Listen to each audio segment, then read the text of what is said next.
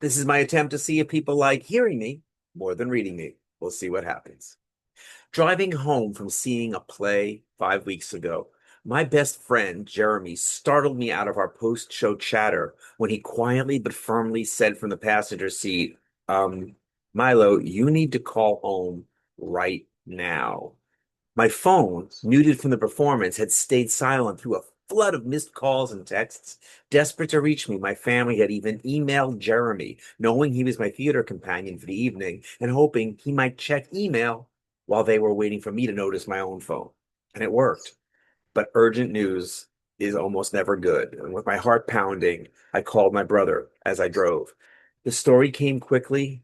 After a morning of tennis and an afternoon swim and an afternoon dinner and after dinner bike ride, Dad's idea of an ordinary day, my nearly 86-year-old dad came home.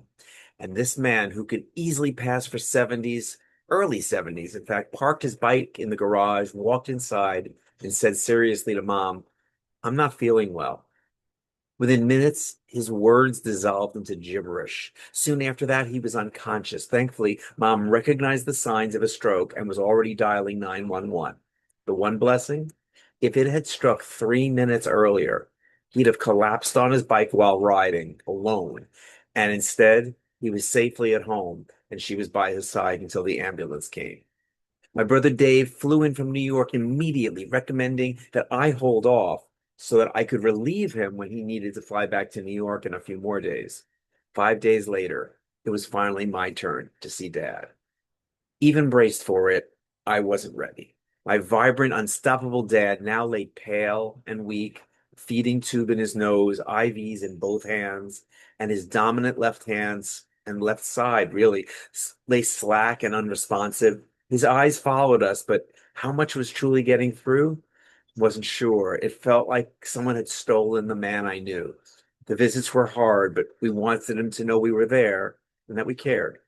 A few days later came the breakthrough. As soon as we entered the room, he kept repeating a garbled phrase over and over again. Oh, was say come shooting. And we looked at each other, no one having a clue. Oh, was say come shooting. I want to see the nurse come in. Oh, was say come shooting. I wasn't saying you were searching. We guessed wildly, failing each time. He was certainly frustrated, but he wouldn't leave up. Finally, Mom noticed a rhythm to his right arm and said, almost unsure, I I think it's oh when the saints come marching in. His eyes lit up and his hand moved with conviction. Suddenly, we all heard it too, and we all began to sing, Oh, when the saints come marching in. I quickly pulled out a version of the song on my phone, and as the melody lifted through the room, Dad started tapping his good foot in time. Think about that. A man who couldn't walk, swallow, or even form words clearly, but he still had a message. I thought of a melody. That was his message. And it was a need to be heard. And with every ounce of strength, he found a way to share it. That's the essence of communication, not perfection, not waiting until everything is flawless. It's courage, determination, and believing that your message matters enough to fight for it. So, the next time you hesitate before speaking, whether it's a meeting or on stage or just voicing your idea, remember my dad. If he could battle with a broken body to make himself understood, then you, with your voice, arms, legs, and strength intact, can absolutely share what's inside you. No excuses, no waiting. Your message is worth it. And if you need help unlocking it, I'm there to help you.